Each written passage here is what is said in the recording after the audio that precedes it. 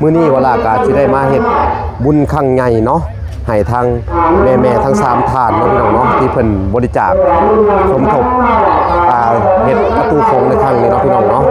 ก็คือมื้อนี้ก็สิเป็นมื้อแห่ผ้าป่าเนาะผ้าป่ามาจากประเทศไทยแล้วก็สิเป็นทางยอดซอผ้าเนาะพี่น้องเนาะทางแม่ๆทั้ง3ท่านเป็นสภาพเนาะเพิ่นก็สิแห่ยอดซอผ้าแล้วก็แห่ผ้าป่านำกันเลยเนาะพี่น้องเนาะแล้วก็สิได้สักยอดซอผ้าขึ้นไปสู่ยอดเนาะพี่น้อง3ยอดปัจจัยทั้ง3แม่เพิ่นเนาะยอดซอผ้าเนาะก็เป็นเจ้าภาพเจ้าศรัทธาพี่น้องเอ้ยเนาะเป็นเจ้าภาพนี่เดี๋ยวเวลาจะให้ทุกคนเบิ่งยอดซอผ้านี่ที่ทางแม่เพิ่น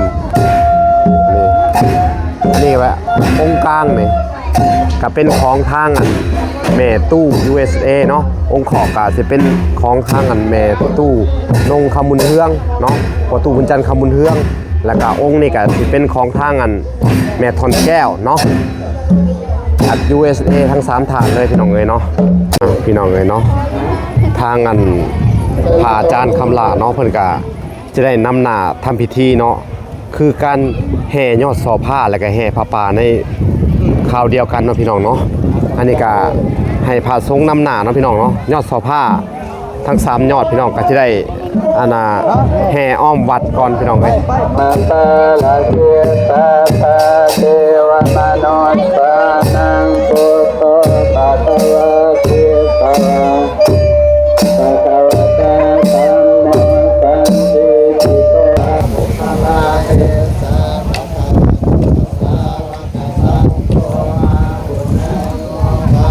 นี่เพิ่นก็ตกแต่งเนาะประดับประดาพี่น้องเอ้ย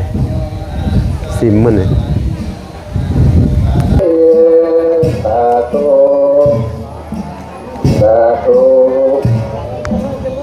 สาธุอนุโมทามิรอคำสั่งทางพระอาจารย์คำลาก่อนพี่น้องเอ้ยเนาะกล้องอันนี้นะมีบ่มาไอ้มิวพอเดี๋ยวบ่มี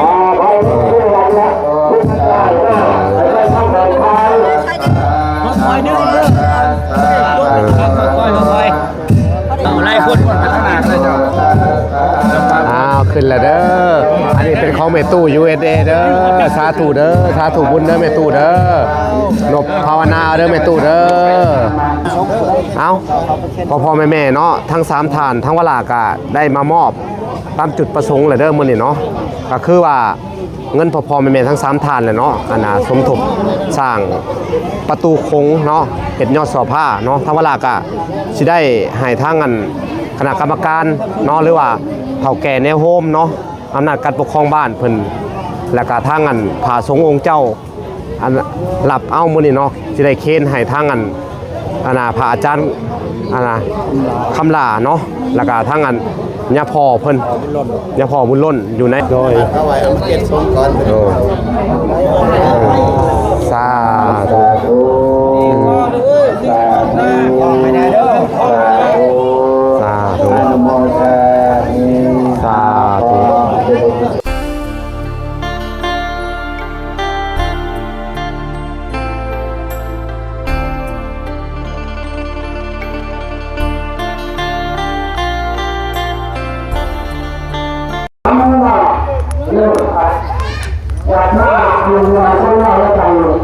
กราบสบายดีพ่อแม่พี่น้องเนาะเบิดสู่คนพี่น้องเลยเนาะก็ยินดีเข้าสู่ช่อง YouTube บ่าวลาสายบุญคุณธรรมคือเก่าพี่น้องเลยเส้นเก่าเส้นเคยพี่น้องเลยเนาะทักทายสบายดีเนาะ FC ทางฝั่งไทยและ FC ทางฝั่งลาวและ FC ทั้งต่างประเทศเนาะที่รับชมบ่าวลาอยู่เนาะมื้อนี้วลากาสิได้มาเฮ็ดบุญครั้งใหญ่เนาะให้ทางแม่ทั้ง3ฐานเนาะพี่น้องเนาะที่เพิ่นบริจาคสมทบเฮ็ดประตูโค้งในครั้งนี้เนาะพี่น้องเนาะก็คือมื้อนี้ก็สิเป็นมื้อแห่ผ้าป่าเนาะผ้าป่ามาจากประเทศไทยแล้วก็สิเป็นทางยอดซอผ้าเนาะพี่น้องเนาะทางแม่ทั้ง3ฐานเป็นสภาพเนาะเพิ่นก็สิแห่ยอดซอผ้าแล้วก็แห่ผ้าป่านำกันเลยเนาะพี่น้องเนาะแล้วก็สิได้สักยอดซอผ้าขึ้นไปสู่ยอดเนาะพี่น้อง3ยอดก็สิมี ยอดกลางเนาะก็จะเป็นยอดของทางเมตู้ USA เนาะยอดขอบก็จะเป็นของทางเมตู้ลงขมุนเฮืองแล้วก็ยอดนี่ก็สิเป็นของอันแม่ทอนแก้วพี่น้องเลยเนาะแม่ตู้ลงพร้อมครอบครัวเพิ่นก็เฮ็ดกับครอบครัวเพิ่นเนาะแล้วก็ทางแม่ตู้ USA เพิ่นก็เฮ็ดกับครอบครัวเพิ่นเนาะพี่น้องเนาะก็เป็นเงินสิมาถวายมื้อนี้เนาะพี่น้องสมทบสร้างตัวนี้ก็ของแม่ตู้ USA นี่ก็$500เนาะแล้วก็ของทางแม่ทอนแก้ว$400แล้วก็ของอันแม่ตู้นงขมุนเฮืองเนาะแล้วก็พร้อมพี่น้องเพิ่นพี่น้องไอ้กับประมาณ$300เนาะพี่น้องเนาะเวลาก็จะได้มามอบแล้วก็มาสมทบให้ทางวัดเพิ่นมื้อนี้เนาะพี่น้องเนาะนี่แหละก็คือการสร้างยอดเสาผ้าก็จะเป็นลักษณะนี้เนาะพี่น้องเนาะนี่แหละอันนี้ก็เป็นบรรยากาศในงานเนาะพี่น้องนี่แล้วก็สิมีการสักยอดเสาผ้าเนาะพี่น้องเนาะสักยอดเสาผ้าขึ้นคือยอดเนาะเอาโอเคพี่น้องให้ทุกคนไปติดตามและรับชมนกันเนาะในงานก็สิมีแห่แล้วก็มีแห่ผ้าป่าแล้วก็แห่ยอดเสาผ้าพี่น้องเลยเอาโอเคไปติดตามและรับชมกันเนาะพี่น้องนี่ก็เป็นประตูพี่น้องเนาะนี่แหละคือพระพุทธรูปเนาะทั้งแม่ๆทั้ง3ท่านที่เป็นสมทบเนาะสร้างซุ้มแล้วก็ยอดเสาผ้าเนาะประตูคงพี่น้องเลยเนาะอันนี้ก็เป็นซุ้มผ้าทั้ง3องค์เนาะพี่น้องเนาะอันนี้ก็ทั้งแม่ๆทั้ง3ท่านที่บริจาคเนาะคือตอนแรกแม่ตู้เพิ่นก็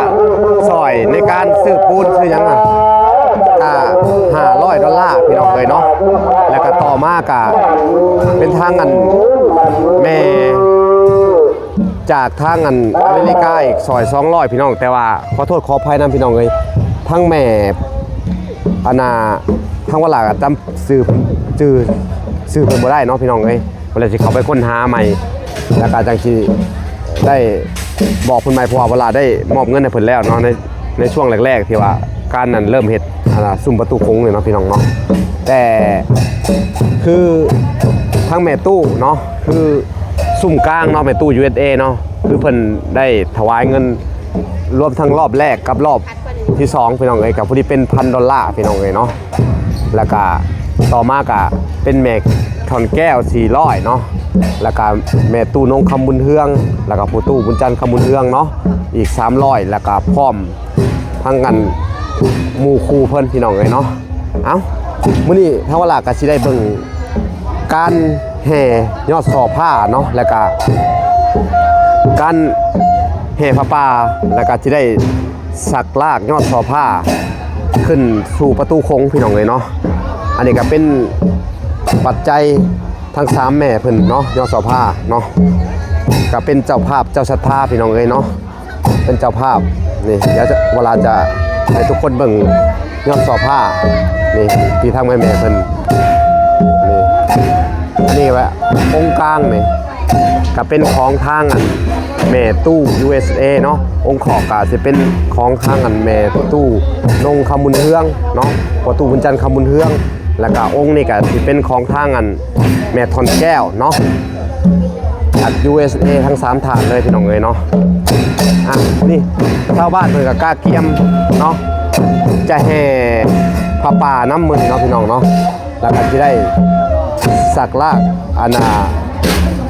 จุงเนาะยอดสอผ้าขึ้นไปดิไปสู่นั่นแหละพี่น้องเลยขึ้นสู่ประตูของวัดเนาะพี่น้องพี่น้องเลยเนาะตัดภาพมาอยู่ทางอันซิมเนาะพี่น้องเนาะซิมนี่ก็จะเป็นการอันสมทบของทางอันแม่ตู้เนาะพมไมโครเนาะอยู่ทางอันอเมริกาคือกันเนาะพี่น้องเนาะทาง USA เนาะแม่ตู้พมไมโครก็คือว่าเพิ่นได้สมทบสร้างซุ้มเนาะประตูซิมเนาะแล้วก็ติดเพดานเนาะซิมพี่น้องเอ้ยมื้อนี้ก็จะเป็นการ สลองซิมใหม่เนาะพี่น้องเนาะแล้วก็เฮ็ดบุญครั้งใหญ่ของอันหมู่บ้านนี่เนาะพี่น้องหมู่บ้านดงหวายเมืองสุนทรบุรีแขวงสวรรณเขตเนาะมื้อนี้ก็ทางอันบ้านนี่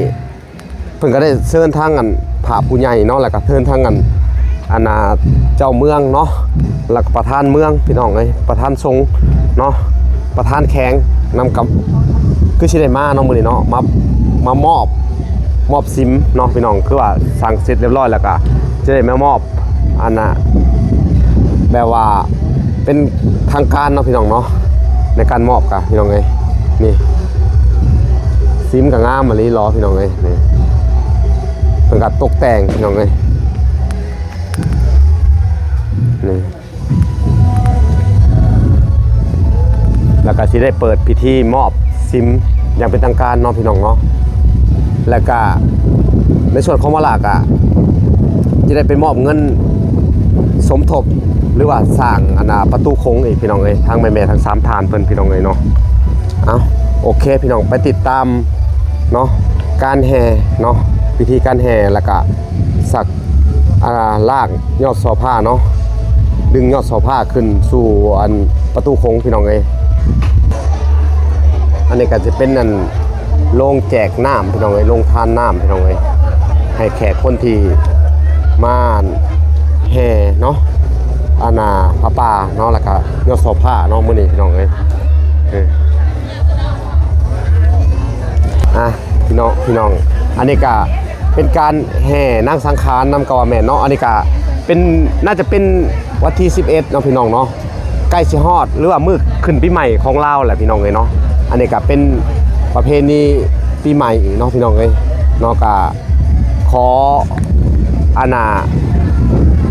สบายดีเลยเนาะพี่น้องเนาะขอกราบสบายดีปีใหม่เบิดสุขุทุกคนเนาะพี่น้องเนาะกับผู้นี้ก็สิได้เข้าสู่ปีใหม่ลาวเลยแหละพี่น้องในมื้อวันที่12 13 14เนาะก็จะได้มีการเล่นสงกรานต์เนาะพี่น้องเนาะทางลาวเนาะก็สิเป็นประเพณี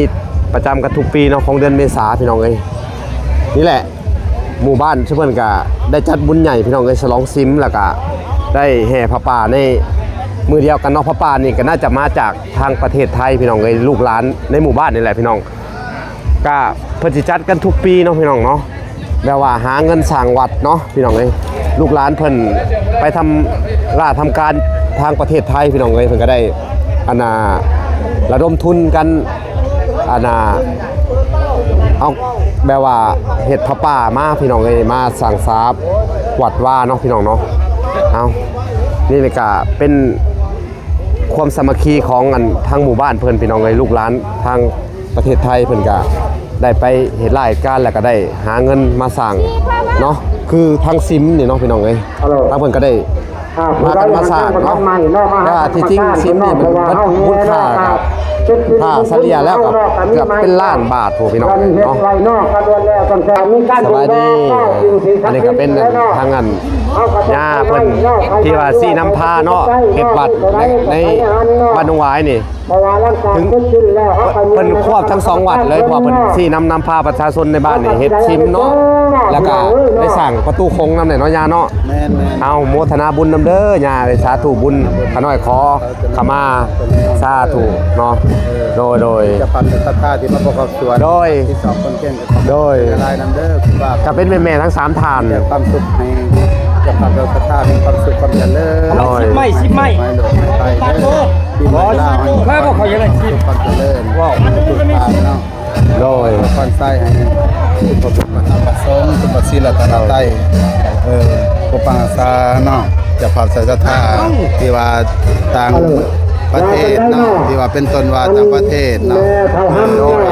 แม่ตู้เนาะแม่ตู้ทางนั้นUSA แล้วก็แม่ทอนแก้ว USA แม่ตู้ทำเครื่องขอคุณจันทร์ทั้งหลายจะผ่านศรัทธาที่ต่างประเทศเนาะมาประกอบส่วนเป็นจะผ่านศรัทธาพุทธศิลป์และประตูคงเนาะผู้ว่าในการขอขอบคุณใจหลายนำจะผ่านศรัทธาขอให้จะผ่านศรัทธามีความสุข ความเจริญให้ถูกให้สุขให้ลูกให้ให้ปัญญาโลกาปีใหม่นี้มีความสุขภาพแข็งแรงร่ำรวยในสิ่งในทางคุณแม่ในแต่ละทานมีความสุขความเจริญสุขภาพแข็งแรงที่มาสวนประกอบสุวรรณเป็นเจ้าภาพสร้างทัศสิมาแดประตูโค้งแดสองอย่างขอเป็นบุญกุศลคำสู้เจ้าภาพเจ้าท่าเด้อสาธุเจริญพร โดยขน่อยโดยเอาขอบคุณยาเอาทั้งยาเพิ่นก็ให้พรเนาะทั้งอันแม่ๆทั้ง3ท่านเนาะเรื่องในเทศกาลปีใหม่เนาะของลาวก็ขอให้แม่ๆทั้ง3ท่านเนาะอยู่ดีมีแรงเนาะความเจ็บอย่าได้ความไข้อย่ามีหายเจ็บหายไข้หายพยาธิโรคคาเนาะมีแต่ความสุขความเจริญเนาะทำบุญไปแล้วขอให้บุญคำน้ำสู้ทั้ง3ท่านเพิ่นเนาะให้อยู่ดีมีแฮงเนาะอายุมั่นขวัญยืนร่ำรวยเงินทองเนาะปราศจากโรคภัยไข้เจ็บปีใหม่นี่ก็ขอให้มีแต่สิ่งใหม่ๆเนาะเข้ามาในครอบครัวเพิ่นพี่น้องเอ้ยเนาะเบิดทุกคนแม่ๆทั้ง3ท่านเนาะให้มีโชคมีลาภเนาะให้มีเงินทองหลั่งไหลเข้ามาบ่ขาดเนาะทานไปแล้วไหลขึ้นมาคือเก่าทานมื้อเช้าไหลเข้ามื้อแลงเด้อสาธุบุญนำเด้อเนาะบุญรักษาเทวดาคุ้มครองเจ้าเด้ออยู่ทางเมืองนอกเมืองนาก็ให้อยู่ดีมีแรงเด้อทุกคนเนาะสาธุเนาะบ่ล่ะก็บ่มีหยังสิตอบบุญเป็นคุณเพิ่นพี่น้องเอ้ยเนาะก็มีแต่คำอวยใส่ให้พรนี่แหละพี่น้องเอ้ยเนาะพี่น้องเอ้ยเนาะทางอันพระอาจารย์คำลาเนาะเพิ่นก็จะได้นำหน้าทำพิธีเนาะคือการแห่ยอดซอผ้าแล้วก็แห่ผ้าป่าในคราวเดียวกันเนาะพี่น้องเนาะอันนี้ก็ให้พระสงฆ์นำหน้าเนาะพี่น้องเนาะยอดซอผ้าทั้ง3ยอดพี่น้องก็จะได้แห่อ้อมวัดก่อนพี่น้องเอ้ยเอาจัก3รอบแล้วก็จะได้ทำพิธี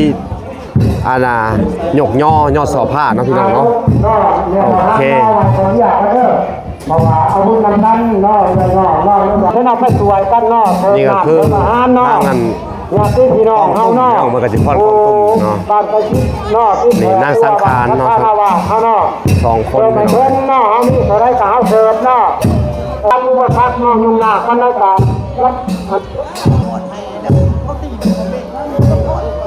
เตรียมจะเข้าสู่พิธีแล้วเนาะพี่น้องเนาะอันนี้คือแห่พี่น้องเอ้ยเนาะตามประเพณีเนาะก่อนที่ได้สักจูงขึ้นสู่ประตูโค้งพี่น้องเอ้ยก็ต้องได้แห่ก่อนเนาะทำพิธีแห่ก่อนเนาะมาเด้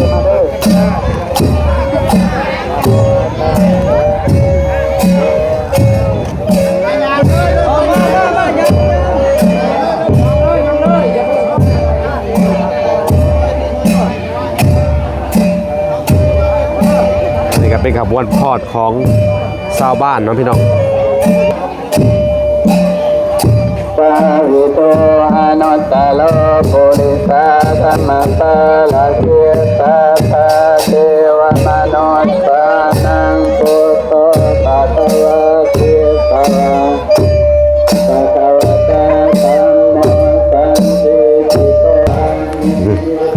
ขบวนนั้นกูบานำหน้าพี่น้องเอ้ยนี่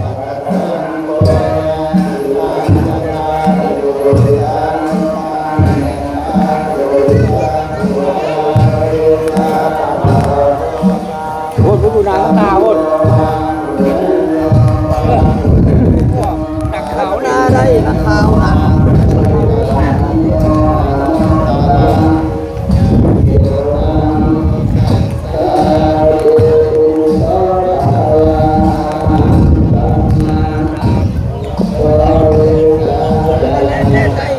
อ้อมซิมพี่น้องเลยเนาะ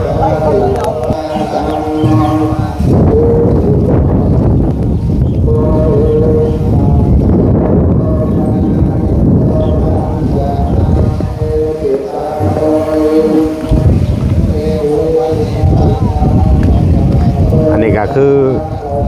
ฉลองซิมพี่น้องเลยแล้วก็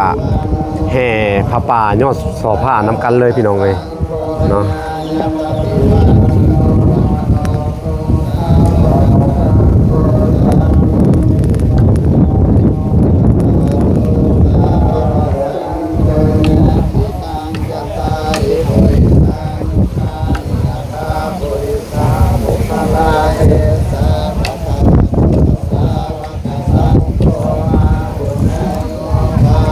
เพิ่นก็ตกแต่งเนาะประดับประดาพี่น้องเอ้ยซิมมันนี่ สังโลกัสสาธุมาลังธัมมาจารณะสัมปันโนสุขโตโลกาภิโกอนุตตรปุริสังกะเทสะทะเทวมนุสสานังพุทโธภะคะวะเตสวะคาโตธัมโมสัมพุทธิโตอาจาริโตเอปัสสิโตโอปันนาญิโตสังเวชตาโสโนทิปันโน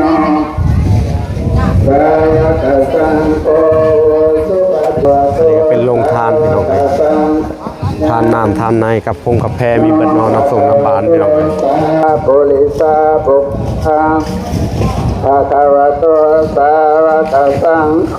อาหุนายโยปาหุนายโยทักขินายโยอันสลิกาลานิโย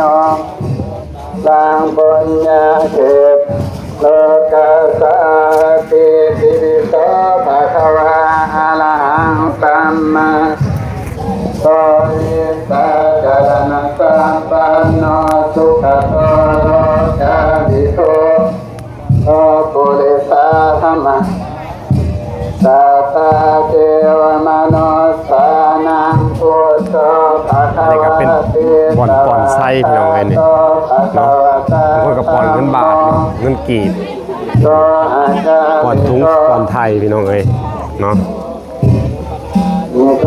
ปัญจสังเวทิตาโพวิญโยเยเตสุปฏิปันโนภะคะวะโตสังโฆสุปฏิปันโนภะคะวะโตสาวกสังโฆญาณปิวะ ตัดภาพมาทางชาวบ้านพี่น้องเอ้ยแห่บ่ทันครูบาซ้ำพี่น้องเอ้ยอันนั้นก็วันพรซ่ากว่าเนาะเออ ภะคะวะโตสาวกสังโฆสุป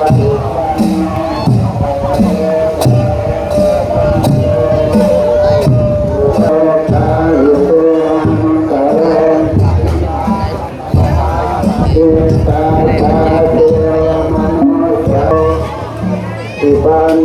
ภะคะวะโตสาวกสังโฆญาณปังปุญญาเจตังโลกัสสาอิติโสภะคะวะตาเทวมนุสสานังภะคะวะเตธัมโมสังโฆอะระหะโตปัสสิโตโอปันนะโนเตสวะติ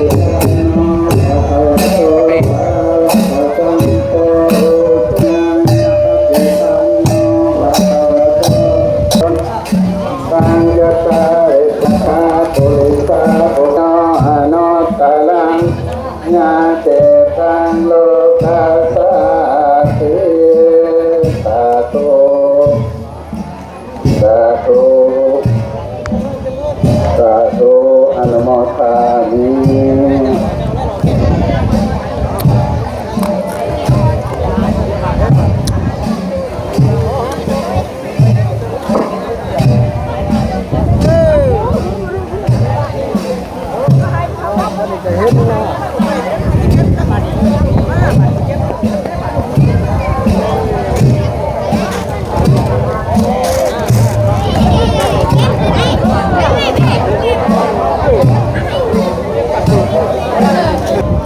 พี่น้องเอ้ยเพิ่นกาแห่ครบ3รอบแล้วเนาะบัดนี้นี่ถือว่ายอดเสาผ้าก็ได้มาปักดูจุดเก่าเนาะพี่น้องเตรียมจะยกย่อยอดเสาผ้าขึ้นสู่เนาะอาณาประตูโค้งพี่น้องเอ้ยอ้าวพี่น้องเอ้ยสาธุเนาะทางเวลาก็สิได้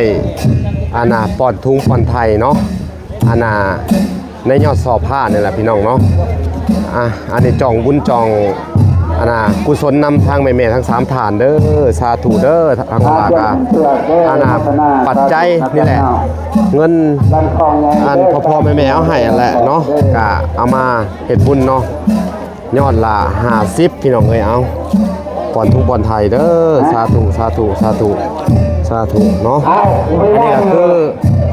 ยอดสอบผ้าพี่น้องเอ้ยเนาะสิได้เอาเฮ็ดพิธีก่อน นั่งพ่อให้เปิดแล้วใช่คุณพ่อจอใครจะพูดถึงมาเมื่อไม่ได้ใช่อีกนะ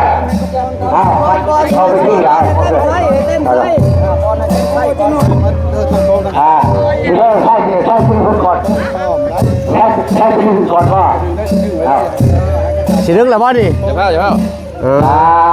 ถูกเอาพี่น้องเอ้ย พูดต้องพูด สิได้อันดึงยอดสอบผ้าแล้วบัดนี้ นั่งเพื่อนกันมาเรื่อย แล้วสิดึงอยู่นี่เนาะพี่น้อง มันใช้กระตองนี่พาเรือเป็นต้นต้นแล้วอภิราเอาพอมาหน้าเอาเราเป็นลูกก็แล้วแต่ก็จะถือว่าเราเอาคือมันดีถ้าถือว่าลูกก็ต้องมาถือว่าเอา เอาล่ะก็สิดึงอันยอดสอบผ้าก่อนพี่น้องเดี๋ยวรอคำสั่งทางอันน่ะพระอาจารย์คำลาก่อนพี่น้องเอ้ยเนาะ กล้องข้างนี้ดาบมีบ่มา นะโมตัสสะ ไอ้มิวบ่เดี๋ยวบ่มี ไปที่ร้านละไปทางไหนไป คอยนึงเด้อคอย ขึ้นมาแล้วพี่น้อง อีบ้าไปดึงมาโลด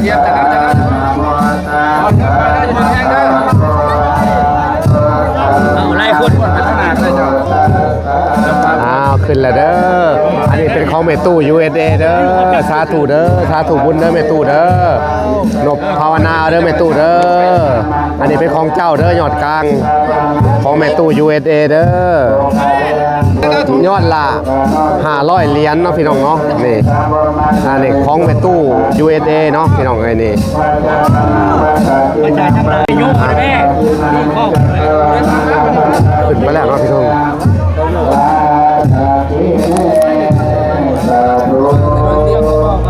ขึ้นแล้วพี่น้องเลยอ้าวสาธุสาธุเด้อ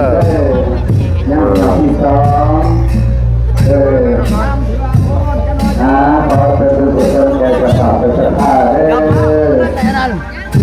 จะหน่อยดึงกลับมาด้วยเด้อ ใช้ตัวครับเฮ้ยอันนี้บ่ กำลังแก้ ใช้เชือกครับเอ้น้อง หรือว่าอะไรหรือว่า แม่เชือกน้อยเชือกน้อย เชือกน้อยเชือกน้อยเชือกครับ ย่าลงมาย่าลงมา ห้อยชนะแล้วโทรทงนะห้อยชนะเลย หอยใช้ห้อยชนะแล้วนะ เอาไปลงไปย่ามาไปเลยย่าลงมาย่ามาใส่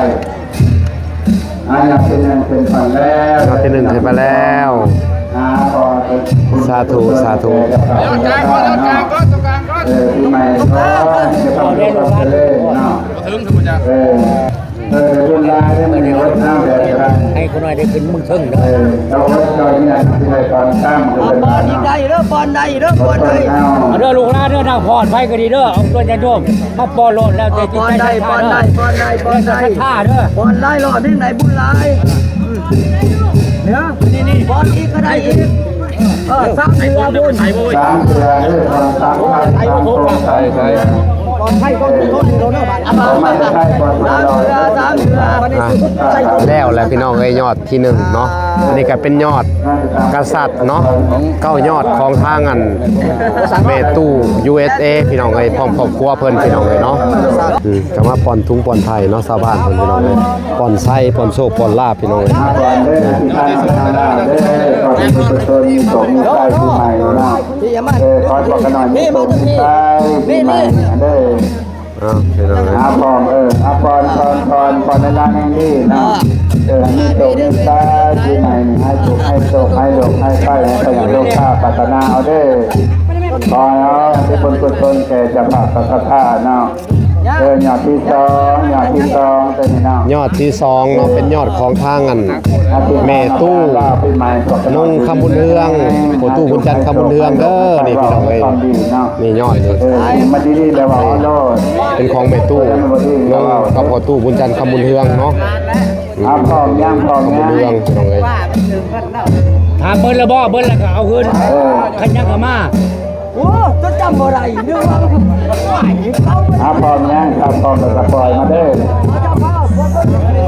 ใครยังจะปล่อยยังวันเล็กใครยังไม่ปล่อยใครโน้ตที่ว่าจะอ้าวขึ้นแล้วบาทนี่ยอดแม่ตู้น้องคำบุญเฮืองเด้อ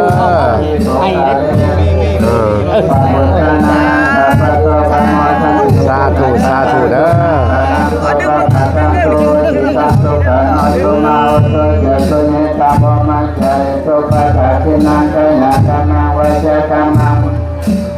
ปะกินังมโนกรรมังไปในบุตรปะกินานิกาสาวนาลาคันตาเทียนสาธุธุฮอดละเด้อยอดที่ทองสาธุสาธุ อาโมทานิคนทุกคนจะเดินเลยขอบคุณครับอันนี้สุดท้ายเลยสุดท้ายเนาะสุดท้ายเลยครับ ยอดสุดท้ายเป็นของทางแม่ทอนแก้วพี่น้องเลยเนาะทางแม่ทอนแก้ว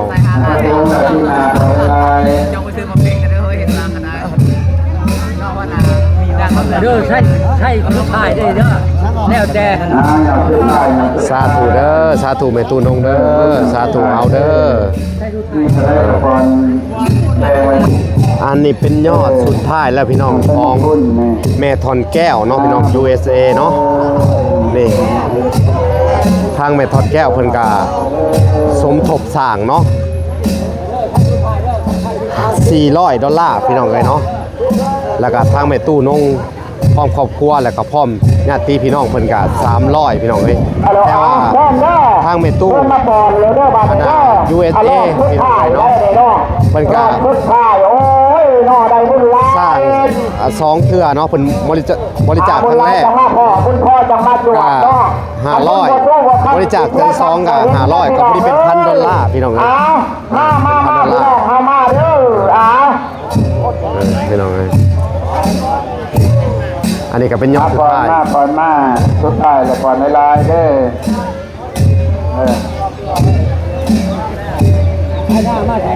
สาธุสาธุสาธุ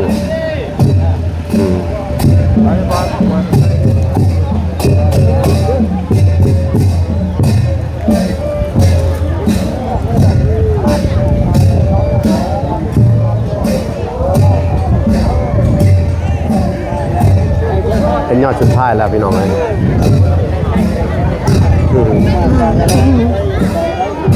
ลือกใช้ตัวนี้ก็ได้มีคนใช้ไล่ใช้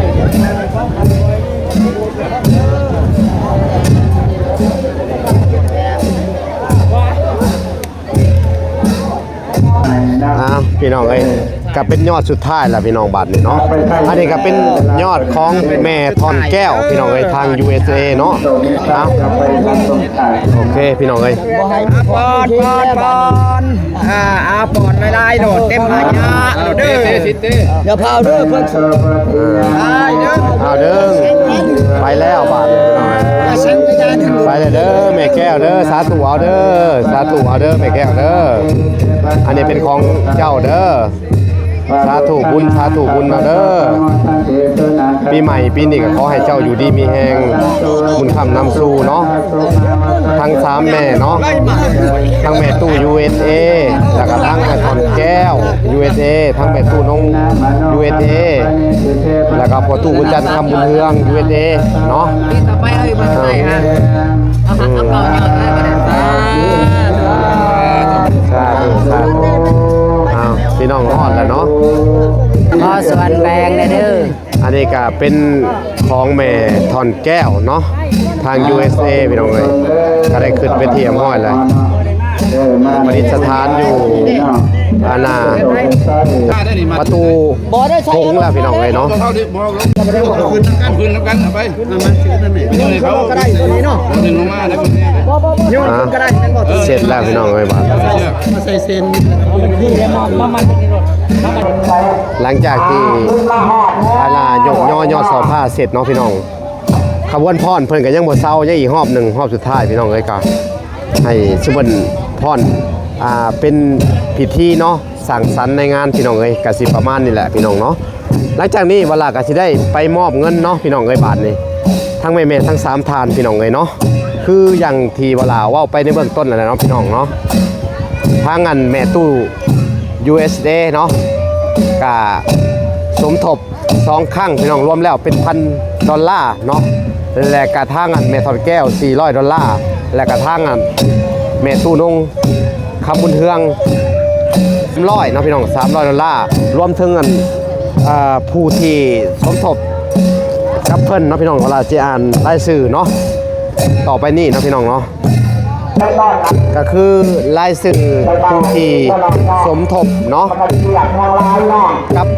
แม่ตู้เนาะกับพ่อตู้เนาะแม่ตู้นงคำบุญเฮืองพ่อตู้จันทร์คำบุญเฮืองก็สิมี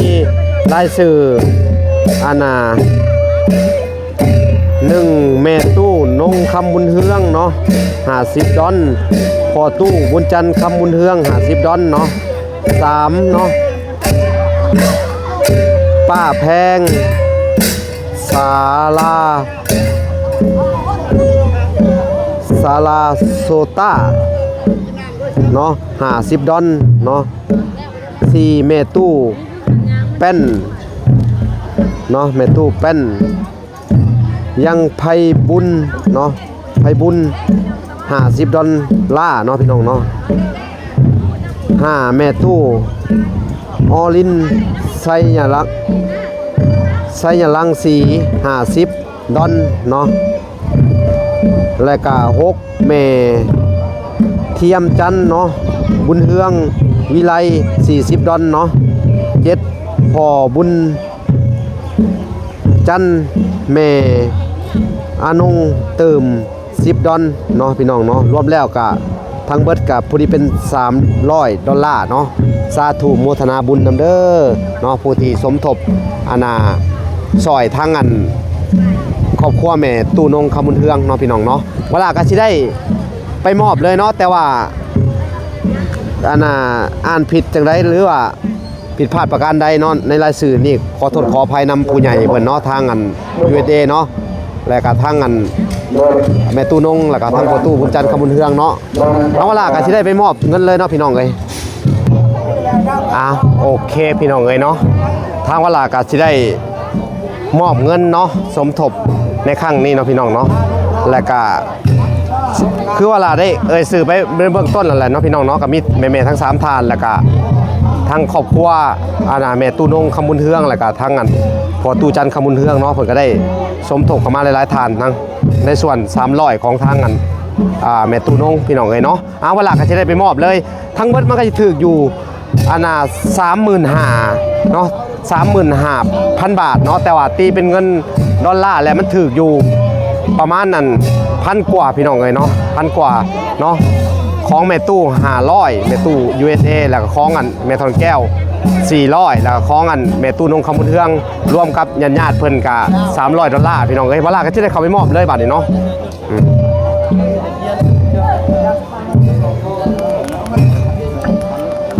เมตูจะเอามามีซื้ออยู่หั่น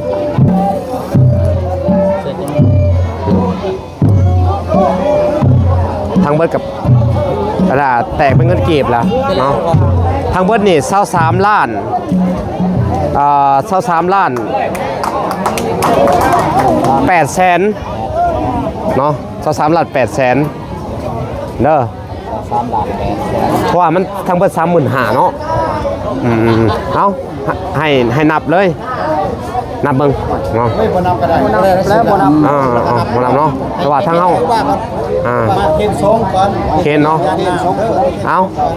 พ่อแม่เนาะทั้ง3ฐานทั้งเวลาก็ได้มามอบตามจุดประสงค์เลยเด้อมื้อนี้เนาะก็คือว่าเงินพ่อแม่ทั้ง3ฐานเลยเนาะสมทบสร้างประตูโค้งเนาะเฮ็ดยอดสอผ้าเนาะทั้งเวลาก็สิได้ให้ทางคณะกรรมการเนาะหรือว่าเฒ่าแก่แนวโฮมเนาะอำนาจการปกครองบ้านเพิ่นแล้วก็ทางผาสงฆ์องค์เจ้าหลับเอามื้อนี้เนาะสิได้เค้นให้ทางพระอาจารย์คำลาเนาะแล้วก็ทาง ย่าพ่อเพิ่นย่าพ่อบุญล้นอยู่ในวัดเนาะกรรมธิการวัดเนาะก็ได้มอบเป็นเทียมห้อยแล้วเนาะมื้อนี้เนาะได้สำเร็จภารกิจในการสมทบแล้วครั้งนี้เนาะทางเวลาก็ได้เฮ็ดตามจุดประสงค์แล้วเนาะเอาเวลาก็สิได้เคนเลยพี่น้องเอ้ยโดย เอาไว้เอามาเก็บทรงก่อน โดยสาธุ สาธุสาธุ สาธุ อนุโมทนามิ สาธุ เป็นบุญกุศลแก่สภาพสัตว์เด้อมีจำนวนเศร้า23ล้าน ตามล่าทุกบ้านได้รับเลยเด้อ แต่ที่จริงมันน่ะ2424เลยก็ได้บ่ได้ออก200,000นั่นน่ะ24ล้านเลย จะบอกว่าการมีความสุขความเจริญหายโศกหายโศกหายโรคหายไป สา ปัญ ธุ ญาโลกาที่ใหม่ในความมีความสุขความเจริญเด้อสบายแก่แห้งนอกลาแต่การมีความสุขความเจริญเด้อ ย่าโอเคเนาะพี่น้องเนาะทางเวลาก็จะให้ทางอันพระอาจารย์คำลาเพิ่นให้พรอันทั้งแม่ๆทั้ง3ทานแล้วก็ถวายทานให้เพิ่นเด้อ จะได้ยินอยู่ว่าส่วนเลย เอานี่ ให้ในโฮมเพิ่นให้พรเพิ่นก็ได้เอาได้ยินเด้อ นี่เอาใส่อันนี้ก็ได้ นี่ใส่ในโฮมก่อนมันก็ใส่เลยโฮมใส่เลยว้าวรถมันสิดังมันสิได้ยิน ว้าวนี่แหละ ให้พรโยมมือขึ้น ให้พรทั้งแม่ทั้งทาน อันนี้ก็คืออัน ตั้งในโฮม ตั้งหน้าตั้งในโฮมนอกกสิให้พรให้นอได้รับแล้ว คือแม่ตู้ USA 1,000 ดอลนี่แม่ถอนแก้ว USA นี่ก็400 ดอลเนาะแล้วก็แม่ตู้นงคำบุญเฮืองพอจันคำบุญเฮือง300 ดอลเนาะเอาทางเฒ่าแก่แนวโฮมหรือว่านายบ้านก็ได้รับเป็นเทียบห้อยแล้วเด้อห้อยเป็นกุศลผลบุญของแม่ตู้พอตู้เด้อ แม่ทั้ง3ทาน เอาแม่ทั้ง3เด้อ โดย เอาเพื่อนปรารถนาอยากสร้างทางด้านศาสนาด้วยเด็ดกล้าปลาแห่งพ้นทาน เพื่อนทำงานแนวใดให้ลาบรวยเงินล้าน ให้เพื่อนมานเงินล่ำรวยรู้คู่สุอย่างเด้อเตื้องใส่เข่าก็ให้ได้เต็มสางเงินก็ให้ได้เต็มเจงเฟ้งกระเป๋าเป้งให้เข่งตึงแม่ตู้พอตู้เอ้ยให้มันแตกตึงตังแต่ใบแดงเด้อแม่นเพื่อนแป้งทางเงินจงเจริญไปหนาหมดคณะเศร้าเชื่อพัวเฮือนอย่าเคินขาดทางเงินตาเงินบาทให้ไหลขับเพิ่นวุ่นรวยขึ้นผู้สวรรค์เด้อแม่ตู้พ่อตู้เอาสบายดีมันยืนเด้อ ญาต่อเลย เน้นถึงในไก่ ใส่ไม้ก็ได้นี่ใช้กว่าเน้นถึงในนั้นเลยตั้งอยู่ในข้อหญ้าบ่เฮียทั้งทั้งหญ้านั่นแหละได้รอบกันมากระดิ่งเลยเตรียมยาน้ำเด้อแม่ตู่เด้อจะฝากสถานที่วาสีให้พรจะฝากสถานที่มาหัวพระเขาสร้างประตูคง เวลาก็จะได้หยาดน้ำไปเด้อทั้ง3ทานเด้อสาธุ ตัวแดงนี่ป่ะ ตัวแดงตัวแดงตัวหนุ่มลายเต็มตัว แม่ตู่เนาะอยู่ USA เนาะ1,000 ดอลเนาะแม่ตู่อยู่ USA เนาะ1,000 ดอลเนาะแม่ทอนแก้วอันนี้ก็400 ดอล USA ก็400 ดอลเนาะและแม่ตู้น้องคำบุญเฮืองเนาะพอจันคำบุญเฮืองเนาะ300 ดอลเนาะขอประทานใหม่ขอเสียงจตุการเป็นขลาเป็นใจเป็นเสนำส่งขออำนาจบุญกุศลพระท่านของแม่ตู้เนาะแม่ตู้ USA เนาะแล้วก็แม่ตู้น้องคำบุญเฮืองแม่ตู้ทอนแก้วเนาะพอจันคำบุญเฮืองเนาะเป็นขลาเป็นใจเป็นเสนำส่งขออำนาจบุญกุศลขอให้มีความสุขความเจริญหายทุกข์หายโศกหายโรคหายภัยหายพยาธิโรคข้าเด้อแม่ตู่ทั้ง3นี่เนาะที่มาเป็นเจ้าภาพสถาเป็นเจ้าภาพยอดสอบภาคแม่เนาะพระแน่พระหินศิลาเหลืองเอามาแต่ละพระปาเต้เนาะ เอาปีใหม่นี้ขอมีความสุขกับเจริญเด้อสุขภาพแข็งแรงร่ำรวยเด้อสาธุ ให้เป็นหัวโพกไส้ให้แก่ลูกเต่าบ้านเนาะบันดงไว้ที่วันมันเป็นเจ้าภาพเจ้าท่าสวยเนาะทางผู้บ้านกับผมมีหยังตอบผู้แทนคุณเขาก็ใส่พ่อในแม่ตู้ทั้งสามปีใหม่นี้ขอให้แม่ตู้ทั้งสามขอให้มีแต่ความสุขเป็นคนในโลกขอให้ทุกโลกนั่นไปอย่างบ่มีหยังถ้าว่าโอยไปหยังอย่าสุมีมาต้องขอให้คุณแม่ตู้ทั้งสามมีอายุวันโนสุขังพลังด้วยเถิดสาธุอนุโมทามิหาละพรเพื่อแม่ตู้เด้อสัพพะโลกาวินิโมโตสัพพสันตาภวสิโต เอาล่ะก็จะได้หยาดน้ำให้เนาะหยาดน้ำให้ทั้งแม่ทั้งสามผ่านเด้อเอาคนบุญคนกุศลทุกเจ้าเด้อให้ฮอดให้ถึงเด้อให้เป็นอนุสงฆ์คนบุญของเพิ่นเด้อแม่ตู้พอตู้แม่ตู้ USA แม่ทอนแก้วให้ฮักเด้อเป็นอนุสงฆ์คนบุญของเจ้าเด้อสาธุเด้อทุกเข้าน้ำทูเจ้าเด้อสาธุแต่นี่ต่อไปเนาะให้ถูกเคยโศกเคยโลกเคยไทยให้คนลุรับได้ว่าดังสัพพัญโยอย่าทำมีโลคาเบียดเบียนมาต้องโศกาคำขัดของมองใจให้นิห่างให้สุขะสุขสารค่อยหายอย่าหลวงทึงเลยตัวเอ้ยอันหนึ่งนัดกับทางกายผิวเนื้อให้ใส่งามหุบของอย่ามีแนวเบียดต้องเป็นหายให้ภายนี่เด้อแม่ตู่ พลังจะพิคุณมโนปาตินังโตเมปุญญังปัสสุตังอนาปกัน สาธุทั้งผู้ว่าเพิ่นก็ได้หยาดน้ำเสร็จเป็นทีเรียบร้อยเนาะทางเวลากะบ่มีหยังที่ตอบบุญแทนคุณทางแม่ตู้ทั้ง3ฐานเด้อแม่ๆทั้ง3ฐานขอให้เพิ่นอยู่ดีมีแฮงสาธุปีใหม่นี่ก็มีแต่ความสุขความเจริญสาธุพลังสาธุ ได้แล้ววันนี้ ได้แล้วจบพิธีเนาะเอ้าก็ต้องโอเคพี่น้องเอ้ยเนาะเอาพี่น้องเอ้ยเนาะก็ต้องขอบคุณแหละพี่น้องเอ้ยทางอันเวลาก็ได้เฮ็ดจุดประสงค์สำเร็จแล้วเนาะก็สิได้อำลาพาจากก่อนพี่น้องคลิปนี้ก็บ่มีหยังสิตอบบุญแทนคุณพ่อๆแม่ๆทั้ง3ท่านก็ขอให้ทุกเพิ่นอยู่ดีมีแรงนั่นแหละปีใหม่พี่น้องเอ้ยเนาะเอาสาธุบุญคำนำสู่เนาะอายุมั่นขวัญยืนสาธุเนาะทางเวลากาสิได้ขอตัวลำลาไปก่อนพี่น้องในคลิปนี้ก็ฝากไว้ติดตามคลิปตอนต่อไปเนาะเวลากาสิได้ไปเฮ็ดตามจุดประสงค์ของแม่ๆทั้ง3ท่านอีกเนาะสิได้ไปเฮ็ดเฮือนเฮ็ดซ่านให้ทางครอบครัวอนาถาแหละครอบครัวทุกข์ยากคือเก่าพี่น้องเอ้ยเนาะหลังจากนี้ไปเนาะก็สิได้ขึ้นไปเฮ็ดภารกิจเนาะมีภารกิจไว้ก็สิได้ไปซื้อข้าวสารในทางเซาลีแน่เนาะแล้วก็ทางนั้นเอื้อยบัวซีเนาะแล้วก็ทั้งแม่เฒ่าไทยแน่พี่น้องเอ้ยโอเคพบกันใหม่คลิปนี้สาธุพบกันใหม่บ๊ายบาย